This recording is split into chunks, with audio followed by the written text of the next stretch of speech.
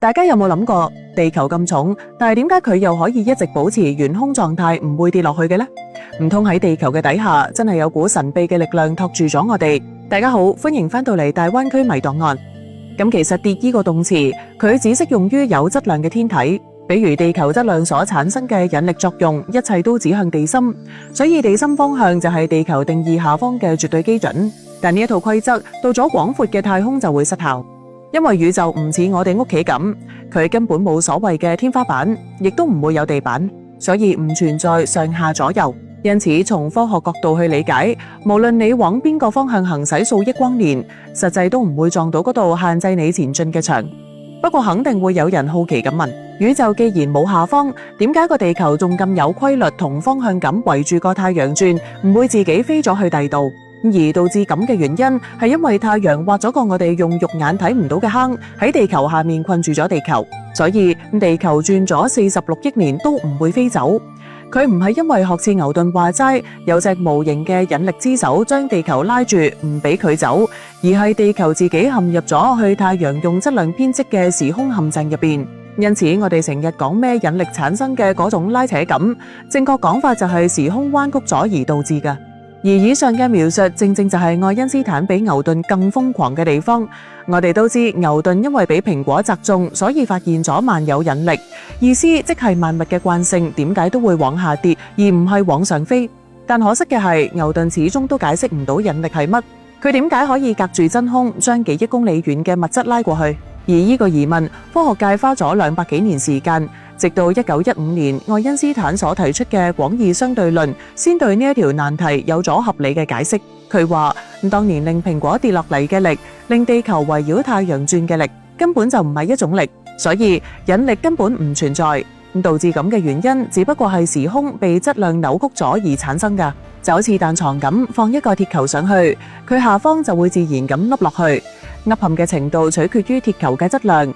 咁如果再複雜少少，我哋開始就俾玻璃球一股橫向嘅速度能量，而最終呢一股能量就導致咗玻璃球唔會即刻往鐵球方向移動，而係會沿住凹陷曲面進行轉圈運動。但喺整個過程入邊，呢一股初始嘅速度能量就會喺每次轉圈運動中被慢慢消耗，因而導致軌道逐漸收窄。咁所以玻璃球最終嘅結局同樣都係會跌去鐵球嘅中心。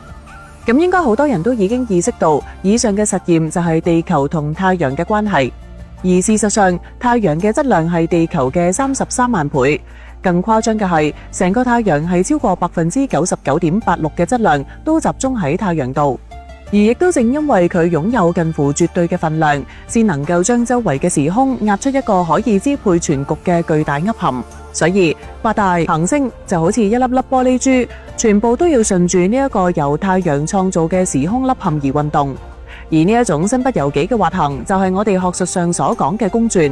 因此，地球根本唔係俾太陽用無形嘅手拉住嚟轉，而係喺一個被太陽壓彎咗嘅時空裏面，行緊佢自己認為嘅直線。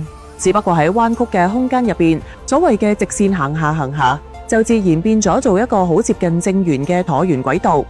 咁其實啱開始都冇人信呢一種時空彎曲嘅解釋方法，直到1919年，英國天文學家愛丁頓用日全食觀測證明咗呢個瘋狂嘅理論居然係一個事實。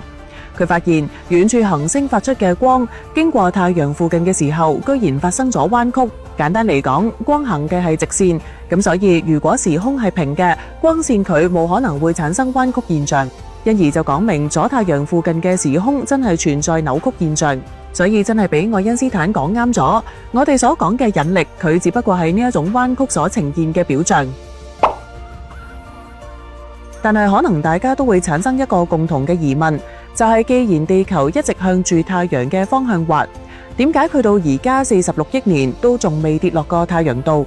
咁大家仲記唔記得頭先喺實驗入邊講過嘅橫向速度能量？所以如果我哋冇俾玻璃球呢一種橫向能量，佢就會直接往鐵球嘅方向撞埋去。呢一點大家都好容易理解。而事實上，地球圍住太陽公轉嘅速度就達到咗每秒大約29.8公里。佢快到咩程度呢？如果用呢一個速度飛行7分鐘，就足以從地球一端到達另一端。而亦都正正因為地球擁有呢一種速度，先至可以令佢喺太陽嘅時空凹陷入面滑而不落，保持安全嘅公轉軌道。不過，既然地球飛得咁快，點解我哋卻感覺唔到呢？關鍵在於兩個字：勻速。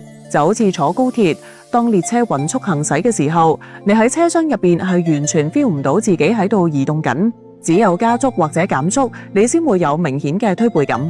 而咁啱，地球嘅自轉同公轉速度喺幾十億年嚟都出奇地穩定，佢幾乎就冇試過加速又或者剎車嘅情況，所以我哋嘅身體同感官根本就冇信號去話俾大腦知我哋喺度喐緊。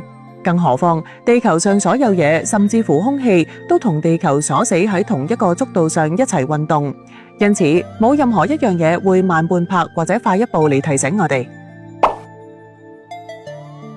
咁雖然每秒大約29.8公里的確好快，但係想擺脫太陽嘅時空陷阱就仲差好遠。事關從地球所處嘅呢一個位置出發，起碼要達到每秒42.1公里，先至可以飛出太陽所布下嘅呢一個時空陷阱。而以上呢一個速度喺學術上就被稱之為太陽逃逸速度。不過大家要搞清楚，喺太陽系入邊，每一個物體都有佢自己嘅太陽逃逸速度。簡單理解，距離太陽越近，逃逸所需嘅速度就越大。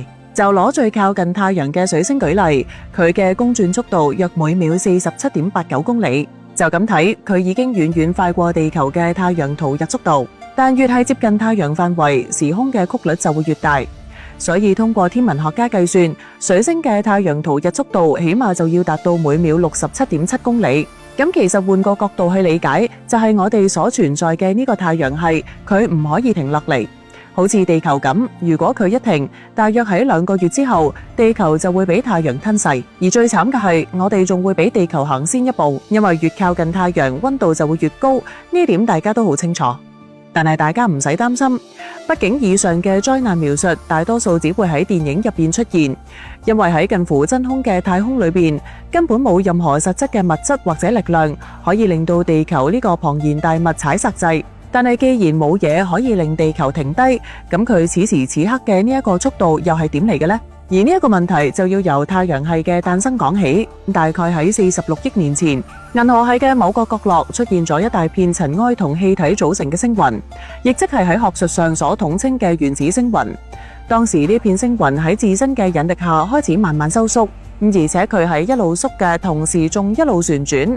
不過點解佢會自己轉嘅呢？因為其實由一開始組成星雲嘅物質本身就帶住微弱嘅旋轉趨勢，呢一種物理屬性被稱之為角動量，而其背後所遵循嘅物理規律正係著名嘅角動量守恒定律。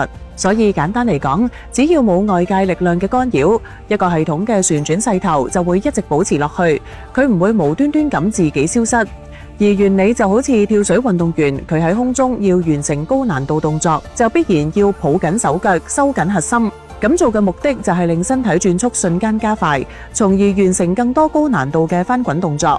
所以兩者嘅原理其實係一模一樣。而到最後，星雲嘅中心凝聚成今日嘅太陽，而周圍盤旋嘅物質碎片亦都慢慢形成咗8大行星。所以佢哋繼承咗星雲嘅旋轉，而呢個就係地球公轉嘅速度來源啦。重點係地球喺46億年前獲得嘅呢個速度，到咗今日都幾乎冇損失過。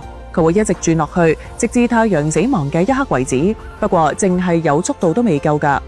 地球可以穩穩陣陣行咗46億年，係因為佢同太陽之間達成咗一個好微妙嘅平衡。所以而家好多人都認為科學嘅盡頭可能係玄學，就係因為呢一個原因。